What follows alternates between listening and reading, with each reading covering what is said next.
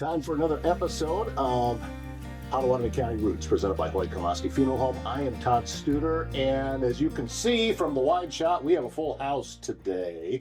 We welcome Fred Gasch back into the studio, also Sergeant Aaron Soucie and Captain Dan Morse, and we have an event coming up that we're going to learn more about, and that's why all of these gentlemen are here to talk about this, and it's a community meeting to learn more about Project Lifesaver. And I tell you what, Fred, before we get to you and we talk about the event that's coming up, Sergeant Soucie, this program was put into place several months ago. Correct.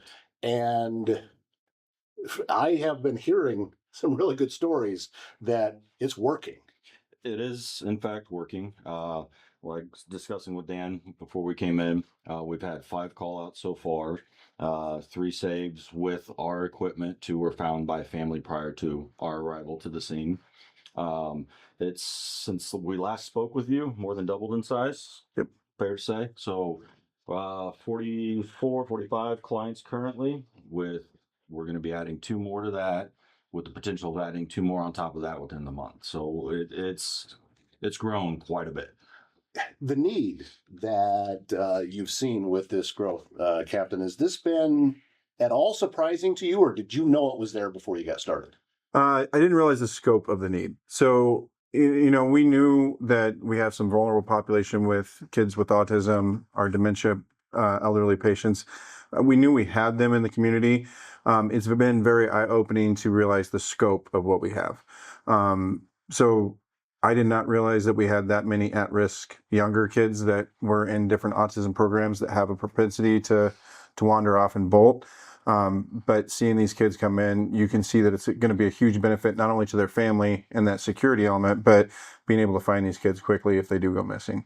So do you guys have anything to do with getting the kids or the folks with memory issues, getting that initial contact and getting them connected? Is that part of your job too, or is that another department? Yeah, absolutely. So the way our process works is they go onto the website, they fill out an application, we review it, make sure it's a good fit, talk to them, and then they come in and we're the first ones that'll make contact with them.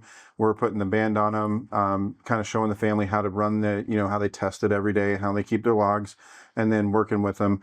It's been really fun, almost over a year now, to see how some of the kids have changed drastically from being nonverbal to going into autism programs at school, and they're starting to talk and they recognize us, and seeing them grow and change over time. So it's been really interesting and fun to watch some of them do this as well. So, but we interact with them all the time. Some of them have gotten to know our faces and, initially very apprehensive, and now they just run right up to us, and that's where they're at. So they recognize us pretty easily now. I would guess that there's got to be a little bit of kind of heartwarming that when you see that kind of growth and being recognized, and you know that the work that you're doing now has a personal connection. It's not a faceless number that you're helping. It's somebody that you already have a connection with. Oh, absolutely. It is. It's very heartwarming. Just to be, like Dan said, you just within the last almost year now, just be able to watch them all, everybody grow, and see where they're at now, see how they recognize us. The battery change events, it's Dan, myself, Alex, and Nate typically are the main 4 that'll be there, with the assistance of some others, schedule allowing. So we see them more often than not, about every 2 months. Regardless, there's at least 2 of us, if not all 4 of us there. So we're making those connections, every 2 months, just, putting, I don't want to say making or adding into their routine, but just building with them, as they grow. We're kind of a part of it in a way. Were either of you, or maybe both of you, involved with that first call after the project was put into place? Because I imagine there's got to be a lot of energy all of a sudden when something that you've been working towards, and now it's in place, and now a call comes in where it's for real. It's got to be kind of an adrenaline jolt. It would be for me anyway. So the very first call out that we had, it was almost a little bit of anxiety on my end anyway. So I'm like, okay, now it's time to actually do this and make sure that we're running. That one, the family actually found that client before we ever got into the area. The first one where we actually found somebody off the transmitter, again, it was one of those, okay, family hasn't found him or the staff hasn't found him right away, and we found him. I think that one was under 20 minutes. And then this last one, the client had been gone for anywhere from an hour to 8 hours because he was an elderly individual that got out they weren't sure when he got out. And so our expanse zone started small and kept growing and kept growing and kept growing. And we were able to find him about that third level that we started moving out. So, and that one took 29 minutes to find him from the first call to the other one. So you've gone through that many levels that quickly. Yes. Wow. I would think that it would take longer than that. But again, I remember when you guys were in here before, this is not really new technology. This is technology that's been around for a while. You're just using it in a different way. Right. The technology's been around since some of the earliest radio days. It's very simple. It runs off pretty much a watch battery. So it doesn't need internet. It doesn't need cellular. It's just a very simple FM ping that goes out. Our receivers tune into that specific frequency that we're looking for, and that's how we find that frequency. So when we go to an area, the last known location, we can't find them, and everybody else starts coming in, we start expanding that search, and we expand that search, and we expand that search. And this last one, we had a lot of people coming in and being involved with that, even people that weren't part of our search teams, helping us get eyes out and move that perimeter out and talk to family members that know the individual well. So, finding the right care for a loved one can feel overwhelming. Assisted Living Locators is here to help. Jean Bonker brings more than 30 years of experience serving families and has personally navigated the challenges of elder care. She understands the questions, the emotions, and the weight of these decisions. Jean becomes your advocate, guiding you through options with clarity, compassion, and personal support every step of the way. Call Assisted Living Locators at 402-690-5467 and move forward with confidence. Across rural Pottawattamie County, strong communities grow from strong local relationships. Avela Bank is here for the families, farms, and small businesses that keep Southwest Iowa moving. From personal and business banking to agricultural loans for land, equipment, livestock, and operating needs, Avela offers solutions backed by local service. Connect with the Avela Bank team in Council Bluffs or visit avela.bank. Avela Bank, local people serving local needs. Member FDIC. Are you looking to grow your business or bring new jobs and investments to Southwest Iowa? Advance Southwest Iowa Corporation is the economic development organization for all of Pottawattamie County. Advance connects entrepreneurs, innovators, and established companies with resources, incentives, and strategic support to launch, expand, and thrive right here in our region. From site development to small business programs and community partnerships, Advance Southwest Iowa helps build a stronger local economy. Visit advancesouthwestiowa.com to learn more and get involved. And I wanted to touch on something that I already know the answer to, because we look at where we're at with technology now, and you would think that, you want the most state-of-the-art stuff going on. But the thing is, how many places around the county does your cell phone just stop working? a lot. A lot. Yeah. A lot. In town.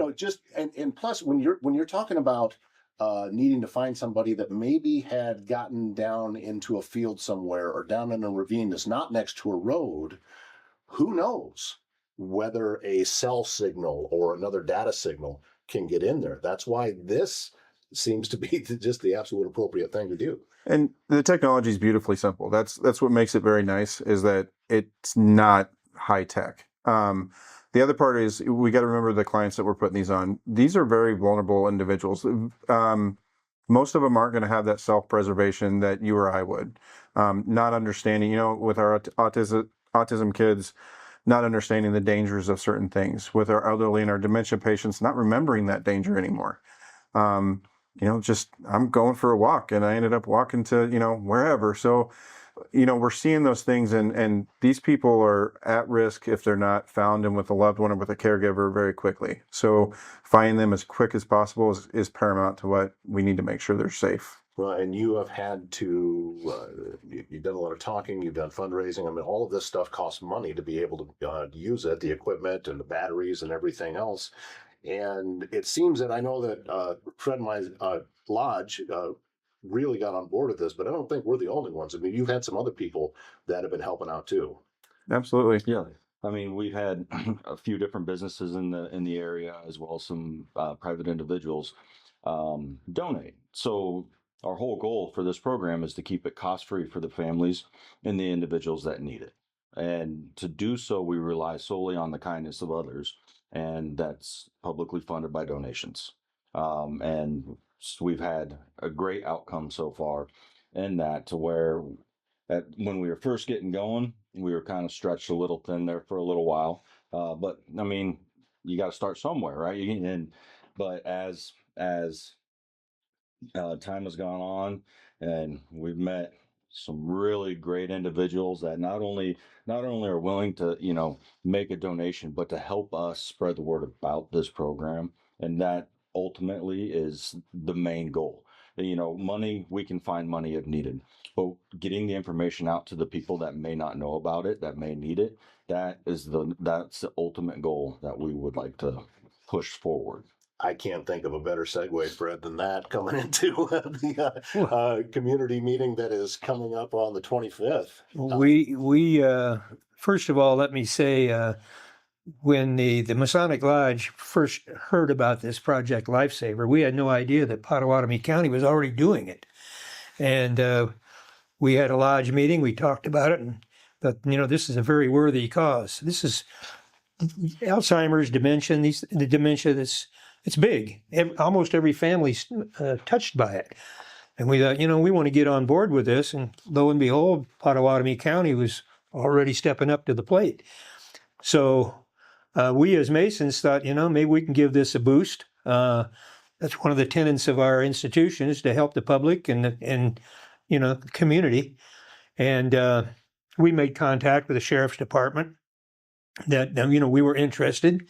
And consequently, it kind of blossomed from there. And after what I've heard these guys talk about, I'm more excited than ever that we got involved in this. And hopefully we will make it an evergreen situation. This is our second go around to put together a meeting. This is our first venture into the public.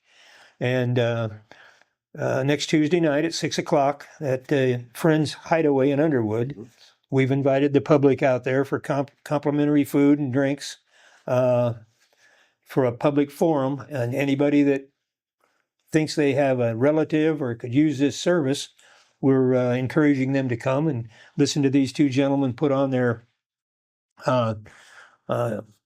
speech or whatever we're going to do, program, to try to get people to sign up. Personally, it would make my whole day if just one family said, I need this. I want to see the application, because that's what it's for. And we're absolutely trying to help you guys get it out in the community. We chose Underwood this time because we felt that there's a lot of these farm families where the old folks don't want to leave the farm. And as you said earlier, one of them decides to take a walk and goes missing. So, what better way to find them than with a tracker? We're really excited about being involved in this, and we're going to continue to help you guys. So, well, coming up on the 25th at Friends Hideaway in Underwood, get started at 6. 6:00. We'll open up at 6. Probably eat at 7. Or I'm sorry, 6:30. Okay. 6:30, and basically, we're just going to welcome everybody there and turn it over to these two gentlemen, and hopefully, we all come away happy. Well, I would. I think that's a pretty fair thing that's going to happen. We also want to make mention, Fred, that because we have 3 lodges in Council Bluffs, all the lodges got involved with this. Yeah. This was not something that just Kabaya did. We made sure that the other lodges, and it didn't take much talking. No, it's the Masons of Council Bluffs, and we're happy to do it. I mean, actually, I'm just glad that we found the project, and lo and behold, it was already up and running. We thought we could help out a little bit, and we intend to continue helping out. Is there any way, guys, to know just how many people are in the county that could potentially benefit from having this service? I don't know if there's any way to track that information. I don't know that there's a really good way to track it as far. I mean, you're talking about a lot of medical data, and there's probably some algorithms out there that could help you get a ballpark number. But even some of our people that we've had apply, we've sat down and talked to them and say, I don't think this program is the best fit for you because of this. So we try to steer them in a direction that is a good fit for them. So I don't know that there's a real way to get a solid number out there. I know we're underserving our community in general, just based on what we've seen in a year pop up. I know specifically it was interesting. We had like 5 signups out of one community on the west end of Council Bluffs, and I was like, and they all know each other, and like, oh yeah, my neighbor's in the program, my kid's autistic, and they're having this problem. And that word of mouth, we ended up having 5 people in like a 6-block area all sign up within about a 2-month period. So I know we're underserving. I know we need to get more word out there. We need to be able to get more transmitters or more information out to families. I have no idea how many we're missing yet. There's not a On Pottawattamie County Roots, we explore the places that make our region home and the people who keep them connected. That is why we are proud to feature Marnie Elkhorn Communications, your local communications provider serving Marnie, Elkhorn, Walnut, Avoca, and other southwest Iowa towns with high-speed fiber internet, reliable phone service, and TV options built for rural living. With real local support and unlimited data plans, you get speeds up to 1 gig to work, stream, and stay in touch with family and neighbors.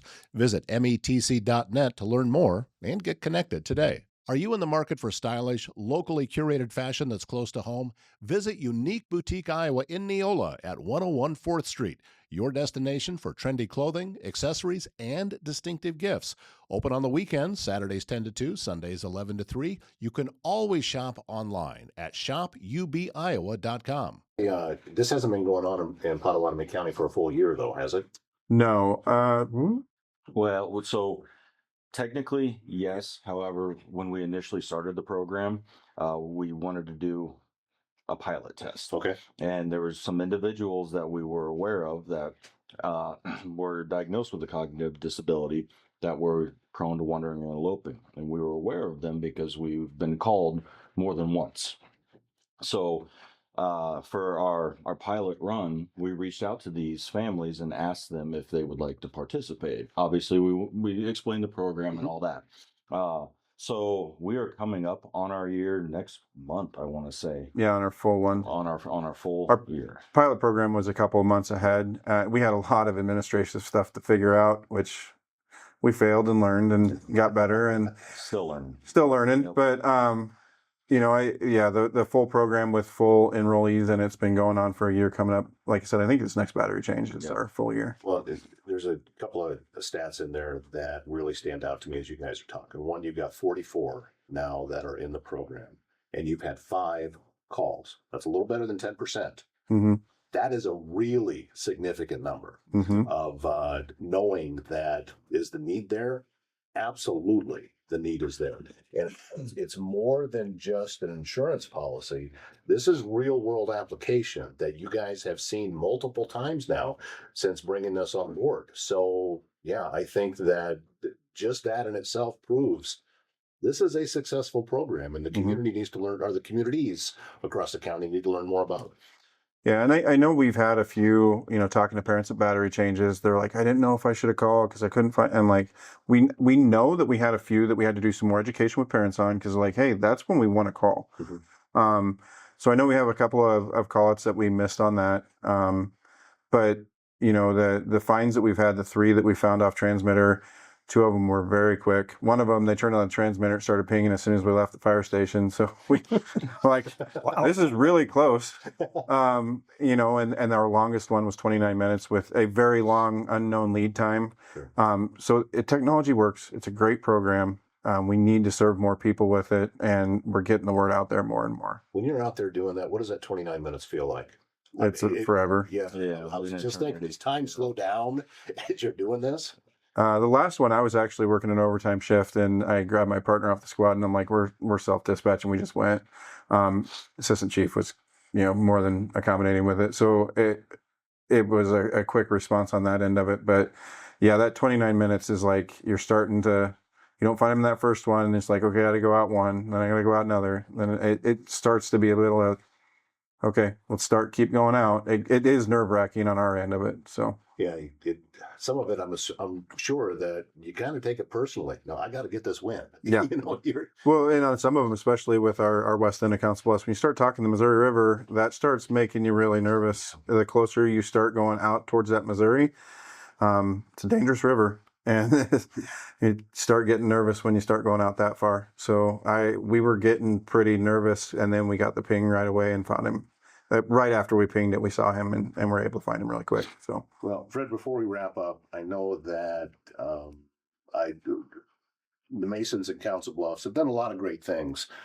This, though, I think probably right up there at the top of the list, isn't it? I can't think of anything that's more important, and this is a very worthy cause. It's something that's obviously, you've heard today how needy it is, and we've got the right guys doing it.